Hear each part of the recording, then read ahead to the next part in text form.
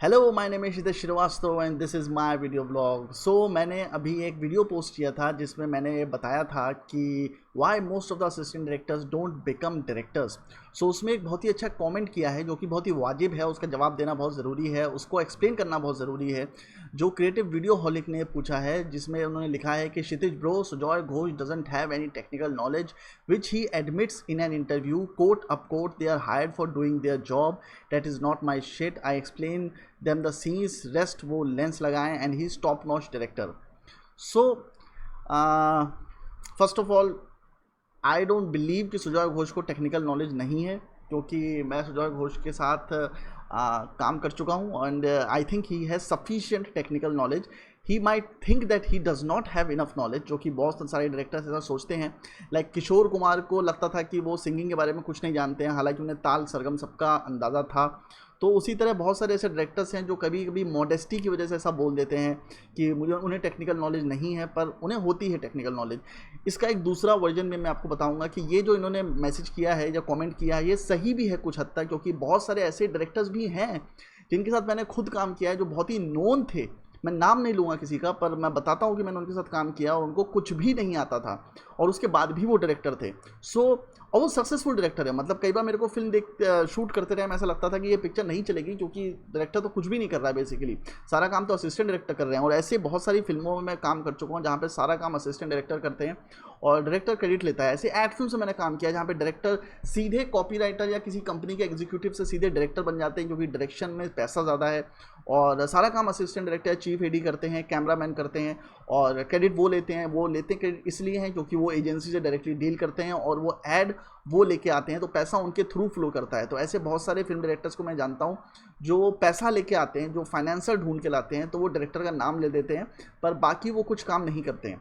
पर सुजॉय घोष उनमें से ऐसे नहीं है। सुजॉय घोष काफ़ी क्रिएटिव है। इसके अलावा मैं आपको एक चीज़ बताता हूँ कि जो भी वीडियो मैं बनाता हूँ नॉर्मली, वो वीडियो उन सब्सक्राइबर्स को या उन फिल्म मेकर्स को सोच के बनाता हूँ जिनके पास प्रिविलेज नहीं है, जिनको ऐसा लगता है कि उनके पास अपॉर्चुनिटी नहीं है, उनको अपॉर्चुनिटी चाहिए कि अगर उन्हें सेट पे काम करने का मौका मिले तो कैसे वो फिल्म डायरेक्टर बने। एक आम आदमी के लिए फिल्म डायरेक्टर बनने के लिए जो रास्ता है और एक सक्सेसफुल, ऑलरेडी प्रिविलेज्ड, सक्सेसफुल नहीं कहूँगा, प्रिविलेज्ड और रिच आदमी के लिए डायरेक्टर बनने का जो रास्ता है वो टोटली डिफरेंट है।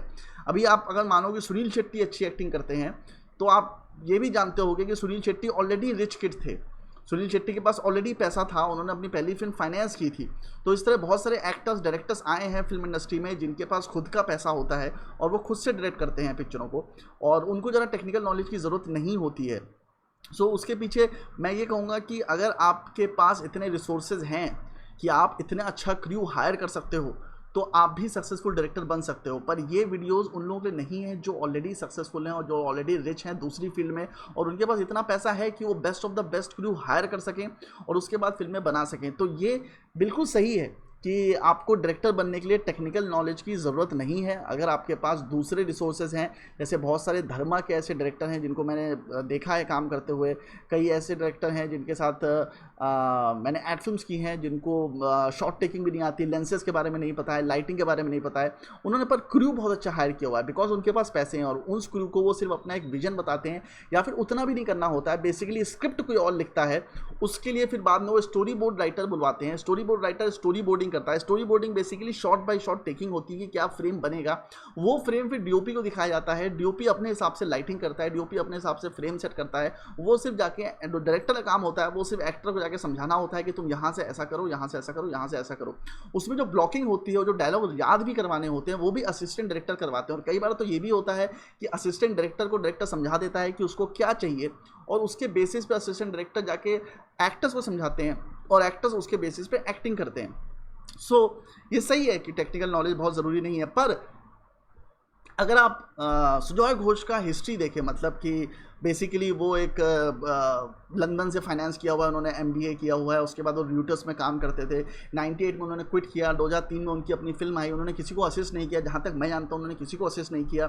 प्रतीश नंदी ने, जो कि बहुत बड़ा नाम है मीडिया का, उन्होंने उनकी फिल्म फाइनेंस की थी। तो उसके लिए आपको बहुत कनेक्शन चाहिए कि आपकी पहली फिल्म इतना बड़ा डायरेक्टर फाइनेंस कर रहा है। उसी तरह एक और डायरेक्टर हैं जिनका नाम है कैजात गुस्ताद, जिन्होंने बॉम्बे बॉयज़ बनाई थी। हालांकि वो तो फिल्म इंस्टीट्यूट से थे, पर उनकी पहली फिल्म कौन प्रोड्यूस करता, उन्होंने भी किसी को असिस्ट नहीं किया था, क्योंकि उनके पास पैसा था। जो कैजाक उस्ताद के फादर थे वो बेसिकली सिनेमा हॉल्स ओन करते थे, उनका अपना स्टोन क्वेरिंग का बिजनेस था, जिसकी वजह से उनके पास ऑलरेडी पैसा था। तो उन्होंने नसीरुद्दीन शाह जैसे एक्टर्स तक को हायर किया और एक अच्छी पिक्चर बनाई, मतलब, और उसमें बहुत अच्छे अच्छे क्रू था, बहुत अच्छा क्रू मेंबर्स थे। सो अगर अब जैसे मैं आपको इसमें एक और कहानी सुनाता हूँ कि एक बार हेनरी फोर्ड के ऊपर केस हुआ, और केस में उनके ऊपर ये लांछन लगाया गया कि वो कुछ काम नहीं करते हैं, उनकी टीम के लोग सारे काम करते हैं, और वो जो हैं वो ऑफिस में बैठे बैठे सिर्फ पैसा खाते हैं। तो जब हेनरी फोर्ड से ये कटघरे में उनको बुलाया गया, अब ये फिक्शनल स्टोरी है नहीं है मुझे पता नहीं, पर ये कहानी मैंने कहीं पढ़ी थी। तो हेनरी फोर्ड को जब कटघरे में बुलाया गया तो उनसे पूछा गया कि आप कुछ काम नहीं करते हैं, आपके साथ सारे लोग काम करते हैं। तो हेनरी फोर्ड ने कहा कि मैं काम नहीं करता हूँ, पर मुझे पता है कि काम किससे कैसे कराया जाता है। सो ये एक अलग इंपॉर्टेंट चीज़ है कि आपको ये पता होना चाहिए कि काम किससे कैसे कराया जाए। और मैं हमेशा हमेशा अपने वीडियोज़ में आपने देखा होगा एक चीज़ पे बार बार एम्फेसाइज करता हूँ कि आपका ह्यूमन मैनेजमेंट स्किल्स बहुत अच्छा होना चाहिए। अगर आपका ह्यूमन मैनेजमेंट स्किल्स अच्छा है तो आप लोगों से बहुत अच्छे से काम करा सकते हो। आपको सब जानने की ज़रूरत नहीं है। मैं अगेन ये कहता हूँ कि सारी टेक्निकल नॉलेज जानने की ज़रूरत नहीं है, दुनिया की सारी किताबें पढ़ने की ज़रूरत नहीं है, सारी सब कुछ करने की ज़रूरत नहीं है। पर अगर आपके पास पैसा है, अगर आप लोगों से काम निकलवा सकते हो तो आप काम निकलवाओ। सारी चीज़ें आपको करने की ज़रूरत नहीं है। ये मेरा ही थिंकिंग नहीं है, टेरेंटिनो की भी थिंकिंग है, और ये कहीं ना कहीं आपको हेल्प करती है। क्योंकि अगर आप सारा काम खुद करने की कोशिश करोगे तो आप कभी भी फिल्म नहीं बना पाओगे। किसी ना किसी लेवल पे आपको ट्रस्ट करना पड़ता है। आप कॉस्ट्यूम डिज़ाइनर पे ट्रस्ट करोगे कि वो अच्छे से अच्छी कॉस्ट्यूम लगाएगी, उसको अपना लॉजिक पता होगा कि कैमरे पे कौन सा कॉस्ट्यूम वर्क करता है। आपको डीओपी पे कहीं ना कहीं भरोसा करना पड़ेगा। अगर आप हर चीज़ कंट्रोल करने की कोशिश करोगे तो आप कभी भी फिल्म नहीं बना सकते। तो डायरेक्टर का काम ऑफकोर्स टेक्निकल नॉलेज गेन करना नहीं होता है, पर टेक्निकल नॉलेज उसके पास है तो फिल्म बनाना थोड़ा सा आसान हो जाता है। जैसे आपने अगर नोलान और टेरेंटिनो की अपनी फिल्में देखी होंगी तो आप देखेंगे कि नॉर्मली मुंबई फिल्म इंडस्ट्री में कोई भी डायरेक्टर कैमरे पे नहीं बैठता है, डीओपी ही कैमरे बैठता है, और डीओपी के अलावा कैमरे पे कोई नहीं बैठ सकता है। एक रूल है कि डीओपी के अलावा कैमरे पे इवन उसके असिस्टेंट भी कैमरे पे नहीं बैठते हैं। अगर आपने कैमरे पे गलती से देख लिया तो बहुत डांट पड़ती है। और मेरे साथ ऐसा हो चुका है कि मेरी एक फ्रेंड थी, वो नई थी सेट पे, तो सब उस पर लाइन मार रहे थे, वो खूबसूरत थी। तो एक कैमरा असिस्टेंट को उसने बोला कि यार मुझे कैमरे में देखना है कि कैसा दिखता है, तो उसने उसको दिखवा दिया। वो लड़का भी नया था, और उसके बाद डीओपी ने 1 घंटे तक शूट रोक दी, बहुत गालियां सुनाई सबको, और फाइनली उस लड़की को करीब 5,000 रुपये देने पड़े और सबको मिठाई खिलानी पड़ी उन 5,000 रुपये से, तब जाके मामला सॉर्ट आउट हुआ। मतलब अगर आप कैमरे में देख लेते हो तो आपको सबको मिठाइयाँ खिलानी पड़ती हैं, क्योंकि इट्स अ ह्यूज थिंग, बड़ी चीज़ है। मतलब एक सीक्रेट थिंग है, और जो कि मुझे लगता है कि सही रूल है कि कोई भी और कैमरे में नहीं देख सकता। पर अगर आप हॉलीवुड के डायरेक्टर्स को देखोगे तो अक्सर वो कैमरे पे बैठते हैं, डीओपी नहीं बैठता है कैमरे पे, वो लोग बैठते हैं अपने शॉट्स लेते हैं, तो ये भी वो काम करते हैं। डीओपी का मतलब बेसिकली डायरेक्टर ऑफ फोटोग्राफी होता है। तो कई पहले शायद शुरुआत में मुझे भी गलतफहमी थी कि डीओपी जो होता है वो पूरे टाइम कैमरे में बैठता है, पर एक चीज़ और भी होती है, एक डेजिग्नेशन और भी होता है जिसे कहते हैं ऑपरेटिव कैमरामैन।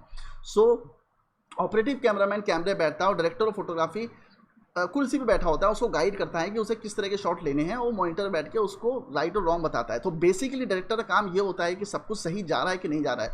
अगर आपके अंदर वो स्किल्स हैं, अगर आपके पास इतना पैसा है, अगर आपके पास प्रोड्यूसर है और आप अपनी फिल्म बना सकते हो और best of the best crew hire कर सकते हो, तो आपको टेक्निकल नॉलेज की कोई ज़रूरत नहीं है। बहुत सारे डायरेक्टर्स हैं, शेखर कपूर ने भी अपने टेड टॉक में बोला है कि उनको कुछ नहीं पता होता है जब वो सेट पे जाते हैं, उनके दिमाग में सिर्फ स्टोरी चलती है और वो सिर्फ डीओपी को बता देते हैं कि उनको ऐसा चाहिए, सबको एक्सप्लेन कर देते हैं और उस हिसाब से वो लोग काम करने लग जाते हैं। ऑफकोर्स ही बात है, अगर आप एचओडीज़ को उनके पर्टिकुलर डिपार्टमेंट के लिए जिसके लिए वो स्पेशलाइज करते हैं, उनके बारे में, उनकी आर्ट के बारे में आपको कंप्लीटली नॉलेज नहीं होनी चाहिए। आपको उतनी ही टेक्निकल नॉलेज होनी चाहिए ताकि आप उनसे कॉन्वर्सेशन कर सको, उनको समझा सको कि आप चाहते क्या हो। बेसिकली सारा खेल ये है कि आप कितने अच्छी तरह से सामने वाले को समझा सकते हो।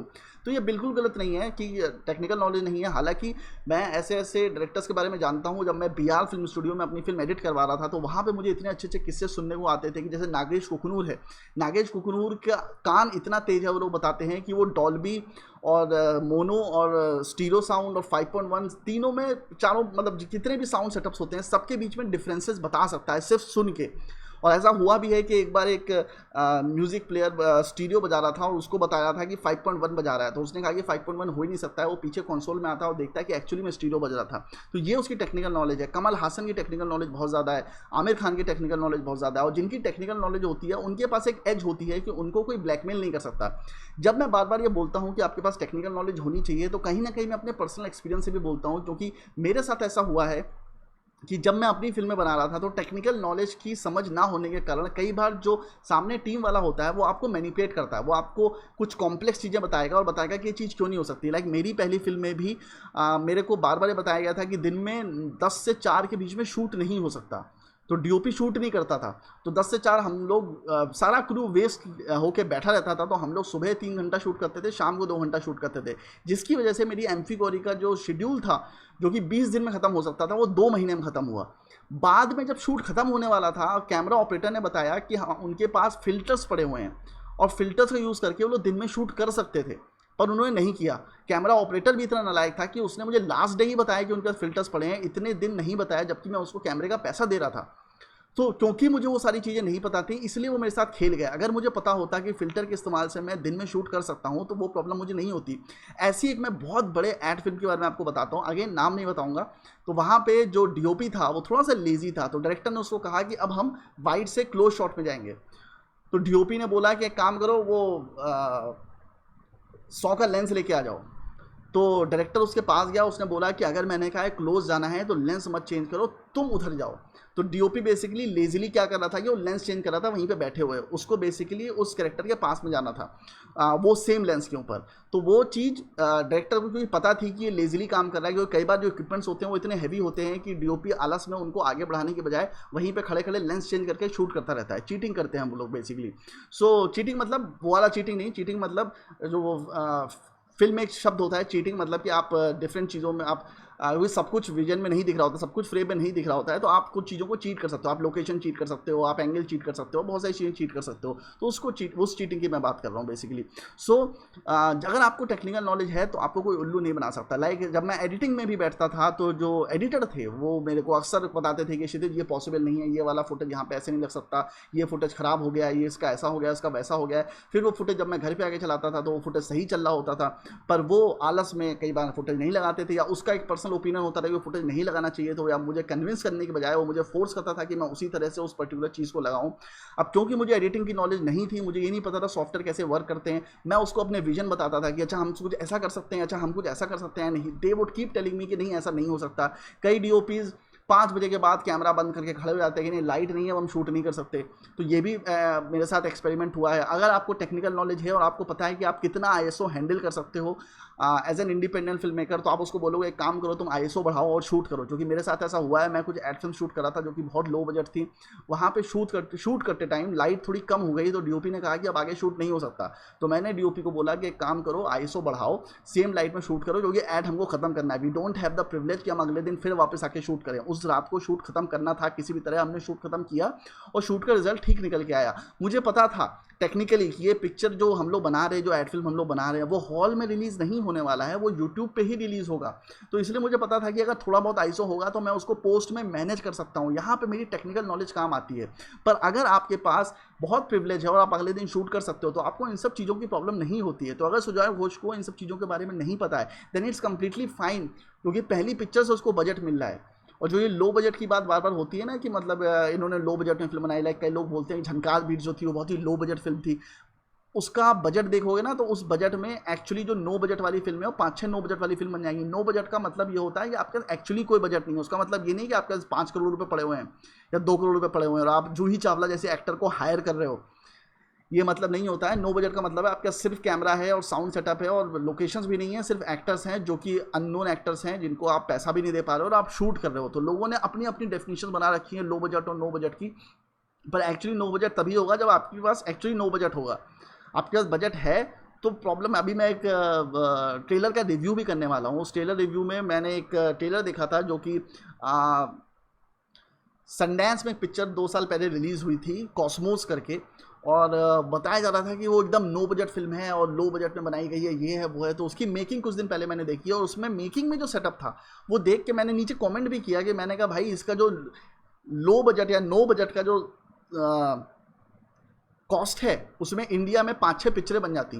मतलब इतना अच्छा खासा उनके पास सेटअप था।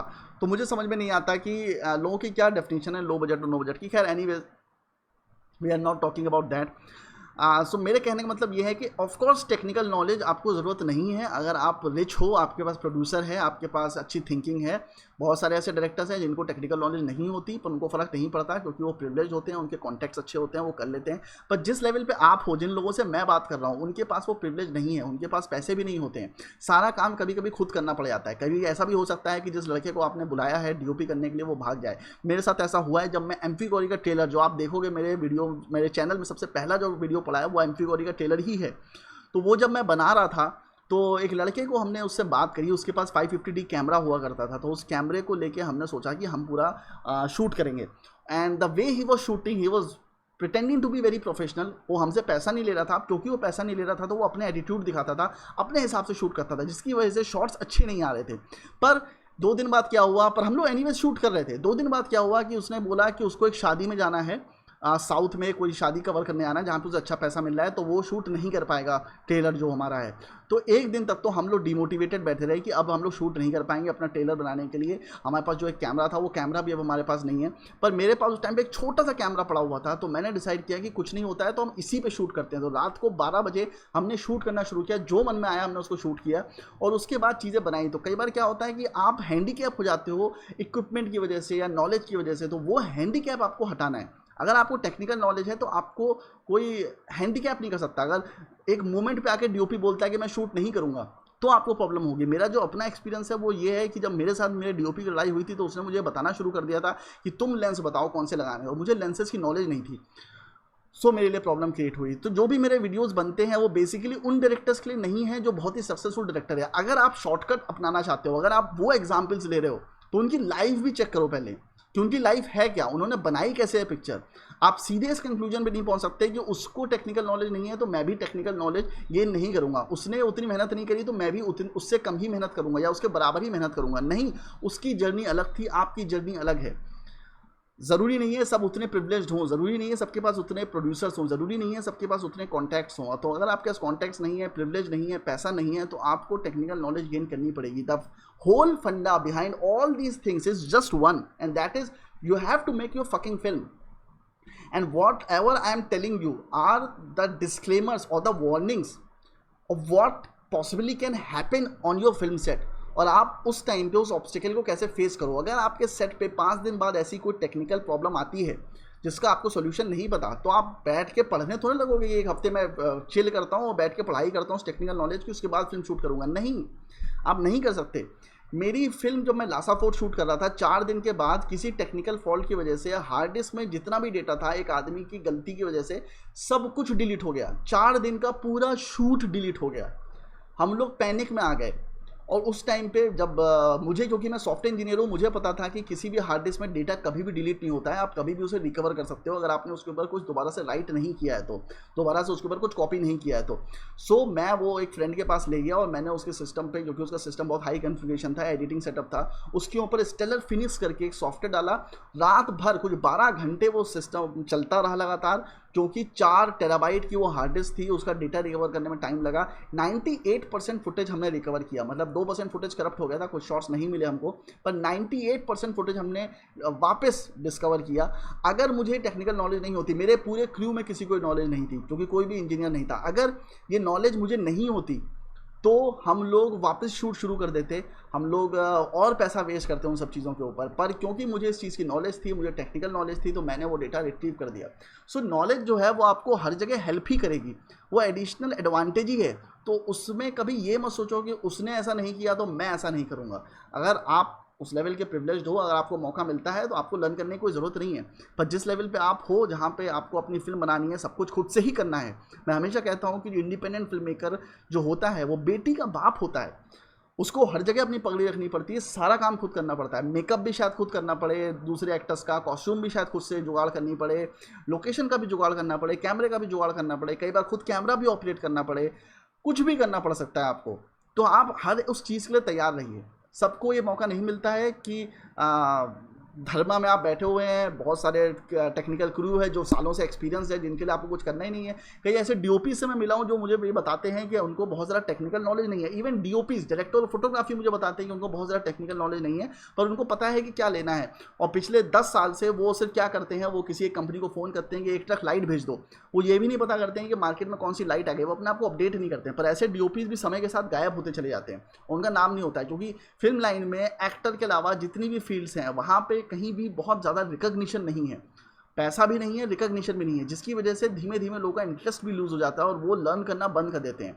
तो मैं ये रिकमेंड करूँगा कि कहीं ना कहीं अपना मोटिवेशन बरकरार रखिए और उस पैशन को बरकरार रखिए और इस फील्ड के बारे में जितना ज़्यादा हो सके जानने की कोशिश करिए। इसीलिए एक पैटर्न जो आपने इंडिया में देखा होगा बहुत ज़्यादा, वो ये है कि जो इंडियन फिल्म मेकर्स हैं वो समय के साथ खराब होते चले जाते हैं। लाइक मनोज कुमार, जिसने क्रांति जैसी पिक्चर बनाई थी, उससे पहले उपकार जैसी पिक्चर बनाई थी, एंड में वो क्लर्क जैसी पिक्चर बना रहा था। देवानंद, जिन्होंने गाइड जैसी पिक्चरों में काम किया था, प्रोड्यूस किया था उनको, और उसके आगे भी कुछ अच्छी पिक्चर बनाई थी, उसके बाद वो बहुत ही खराब पिक्चर बना रहे थे। मुझे तो नाम भी याद नहीं है उनकी कौन कौन सी बकवास पिक्चरें थी, बहुत खराब पिक्चर बना रहे थे। Subhash Ghai use to make such good film, Kalicharan वो such a good film, Karz वो such a good film, Ram Lakhan वो such a good film, but अभी रिसेंटली वो क्या पिक्चर बना रहे हैं। ऐसा नहीं है कि वो पिक्चर कंटेम्प्रेरी नहीं है या अभी के टाइम के हिसाब से नहीं चल रही। Krishna was a bad film, Yaadein was a bad film. So Indian जो डायरेक्टर्स हैं, टेक्नीशियंस हैं, वो बेसिकली अपने आप को अपडेट नहीं करते हैं। मार्टिन स्कॉर्सेसे इतना बुढ़ा होने के बाद भी डिपार्टेड बनाता है, मार्टिन स्कॉर्सेसे इतना बुढ़ा होने के बाद भी कौन सी पिक्चर एनिमेटेड बनाई थी उसने, वो बनाई है उसने, नाम मुझे याद नहीं उस पिक्चर का, पर एनिमेशन उसने नई चीज़ ट्राई करी, एक नया एरिया ट्राई किया, क्योंकि उसने उसमें नॉलेज गेन करी है। नोलान अभी तक वर्क करता है टेक्निकल चीज़ों पे, आईमैक्स का कॉन्सेप्ट वही लेके आया है, उसी ने प्रमोट किया है। जेम्स कैमरॉन अपनी हर फिल्म की रिसर्च करता है, हर फिल्म के लिए टेक्नोलॉजी आगे बढ़ाता है, and this is how their films are working. Stanley Kubrick ने बैरी लिंडन के लिए लेंसेज इन्वेंट कराए थे नासा से, स्पेशली ताकि वो मोमबत्ती की लाइट में शूट कर सके। आप समझ रहे हो क्यों टेक्निकल नॉलेज ज़रूरी है। इंडिया में एक भी शॉट इन्वेंट नहीं हुआ है, इंडिया में एक भी इक्विपमेंट इन्वेंट नहीं हुआ है, इंडिया में एक भी चीज़ क्रिएट नहीं हुई है। सारी चीज़ वहीं पे इन्वेंट होती हैं, हम लोग उसको कॉपी करते हैं, कोई भी नया शॉट इन्वेंट नहीं होता है। वहाँ के डायरेक्टर्स लगातार कुछ ना कुछ सीखते रहते हैं, बनाते रहते हैं, इन्वेंट करते रहते हैं, डिस्कवर करते रहते हैं, पर हमारे यहाँ ऐसा कुछ नहीं होता। हमारे यहाँ जो चीज़ें पड़ी हुई हैं उन्हीं का इस्तेमाल करके हम लोग कुछ ना कुछ बनाते रहते हैं, जो कि, और मेरे दिमाग में हमेशा से था। मेरे दिमाग में जब मैं लासा फूड बना रहा था उसके बाद, क्योंकि मैं टेक्निकली बहुत साउंड हो चुका था, तो मेरे दिमाग में था, मैं एक पार्टनर के साथ बैठ के कैमरा डिवाइस करने के प्लान कर रहा था। इमेजिन, मैं कर नहीं पाया, पर हमने प्रोटोटाइप बना लिया था कि हम लोग सेंसर मंगाएंगे चाइना से, सीमो सेंसर मंगाएंगे और किस तरह से कैमरा बनाएंगे और सस्ता कैमरा इंडिया में इन्वेंट करेंगे। क्योंकि मुझे हमेशा से लगता है कि इंडिया ने अभी तक एक भी कैमरा मैन्युफैक्चर नहीं किया, मतलब मैन्युफैक्चर किया, इन्वेंट नहीं किया। एरी जर्मनी का है, कैनन जापान का है, निकॉन जापान का है, सारे कैमरे बाहर के हैं। इंडिया में कोई कैमरा आज तक नहीं बना, जबकि इतना सारे इंटेलिजेंट लोग हैं, साथ साथ आईआईटी थे हमारे पास, अब तो और ज़्यादा बढ़ गए हैं, पर अभी तक कुछ भी ऐसा इनोवेशन नहीं हुआ है। किसी कंपनी ने नहीं सोचा कि हमें कैमरा बनाना चाहिए या हमें कुछ और चीज़ें बनानी चाहिए, किसी ने नहीं सोचा। कोई नया इक्विपमेंट बनाने की नहीं सोचते। वहाँ पे जो इक्विपमेंट इन्वेंट होते हैं उसके बारे में पढ़ते हैं, फिर यहाँ पे आके उसको इस्तेमाल करते हैं। सारे जो पार्ट्स हैं उन कैमरे के, वो बेसिकली सारे मैन्युफैक्चर होते हैं चाइना से। आप वो सब मंगा के अपना कैमरा असेंबल कर सकते हो, पर यहाँ पे लोग नहीं करते, क्योंकि यहाँ पे लोगों को ज़रूरत ही नहीं है। यहाँ पे लोग रिसर्च करने नहीं चाहते, यहाँ पे लोग मेहनत करने नहीं चाहते। ये सबसे बड़ी प्रॉब्लम है। दूसरी पिक्चरों को कॉपी करते रहेंगे, यहाँ पे दूसरे फ्रेम्स को कॉपी करते रहेंगे। जो भी शॉट इन्वेंट हुए हैं वहाँ पे इन्वेंट हुए हैं। इवन डॉली जूम शॉट था, वो स्टीवन स्पीलबर्ग ने अपनी पिक्चर जॉज में यूज़ किया था, जिसको बाद में लाहेन में भी बहुत अच्छे से इन्होंने इस्तेमाल किया था। सारे ट्रिक शॉट्स हैं। मुझे बताइए, कुछ फिल्म मेकर्स हटा दो सत्ती टाइप के, तो उसके अलावा किसी ने भी कुछ भी ज़्यादा एक्सपेरिमेंट किया ही नहीं है यहाँ पे। और अगर एक्सपेरिमेंट किया भी जाता है, ऐसा नहीं कहूँगा कि बिल्कुल ही यहाँ पे लोग डफर हैं, एक्सपेरिमेंट करते हैं, पर जो लोग एक्सपेरिमेंट करते हैं उनको मोटिवेशन नहीं मिलता है। ऐसे बहुत सारी शॉर्ट फिल्म्स मैंने देखी है मुंबई में, बड़े बड़े डायरेक्टर्स की, एड फिल्म डायरेक्टर्स की, डीओपीज की, जो बहुत कमर्शियल काम करने के बाद कोई ऐसी फिल्म बनाते हैं जिसमें बहुत सारे एक्सपेरिमेंट करते हैं, पर उसको कभी अप्रिसिएशन नहीं मिलता। नेशनल अवार्ड को कभी इज्जत नहीं मिलती है। नेशनल अवार्ड में फिल्में सेलेक्ट होती हैं, उनको कोई देखता भी नहीं है। नेशनल अवार्ड में जो फिल्में विन करती है उनको मुझे लगता नहीं उनकी कोई ऑडियंस है, और कोई जानता भी नहीं कि नेशनल अवार्ड होते कम है। उनकी कोई टीआरपी भी नहीं है, ना वो इवन DD1 में उसका लाइव प्रसारण होता होगा, पर I don't think anyone watches that. So कहने का मतलब ये है कि ये ज़रूरी नहीं है कि टेक्निकल नॉलेज आपको चाहिए, पर अगर आपके पास है, अगर आप कुछ करना चाहते हो, अगर आप आगे बढ़ना चाहते हो, अगर आप कुछ दुनिया चेंज करना चाहते हो, मैं नहीं कह रहा दुनिया चेंज करो, पर अगर आप दुनिया चेंज करना चाहते हो, आप कुछ अलग करना चाहते हो जो कि सब लोग करना चाहते हैं, तो थोड़ी सी टेक्निकल नॉलेज जानो। चेस खेलना चाहते हो तो चेस के रूल्स जानने पड़ेंगे। फुटबॉल खेलना चाहते हो तो तुम्हें इतनी मास्टरी चाहिए कि फुटबॉल तुम्हारे पैरों पर टिकी रहे, तभी तुम अच्छा फुटबॉल खेल पाओगे। उसी तरह फिल्म लाइन भी है। अगर फिल्म लाइन के बारे में जिस चीज़ में तुम घुसना चाहते हो उस चीज़ के बारे में तुम्हें अच्छी नॉलेज होनी चाहिए। तभी तुम उसके साथ खेल पाओगे। अगर तुम किसी चीज़ के अच्छे रूल्स जानते हो, क्रिकेट के सारे अच्छे रूल्स जानते हो, तभी तुम उसके साथ खेल पाओगे ना। तो वही फंडा है। अगर तुम किसी चीज़ के बारे में बहुत अच्छे जानते हो तभी उसके साथ एक्सपेरिमेंट कर पाओगे। यहाँ पे लोग चीज़ें जानते ही नहीं हैं और इसकी वजह से वो एक्सपेरिमेंट कर नहीं पाते हैं। तो मैं ये सजेस्ट करूँगा कि आप इस चीज़ों से मिसगाइड मत होइए कि उस डायरेक्टर को क्या आता है, उस डायरेक्टर को क्या नहीं आता है। करण जौहर की जो किताब है अनसूटेबल बॉय, उसमें करण जौहर ने लिखा है कि पहले दिन जब वो शूट कर रहा था शाहरुख खान के साथ, तो एक डेंटिस्ट के सेटअप में शूट कर रहे थे वो लोग। तो उस डेंटिस्ट के सेटअप में करण जौहर को शॉट लेना भी नहीं आता था। इवन उसके पास best of the best crew था, फिर भी सारे शॉट्स गलत जा रहे थे। एंड में शाहरुख ने उससे कंधे पे हाथ रखा, उसको बोला कि तू थोड़ा सा और तैयार हो, उसके बाद कुछ दिन बाद हम लोग शूट करते हैं। और उसने करण जौहर पे ट्रस्ट नहीं खोया, उसने कहा कि बाद में शूट करते हैं, क्योंकि वो यश जौहर का बेटा था।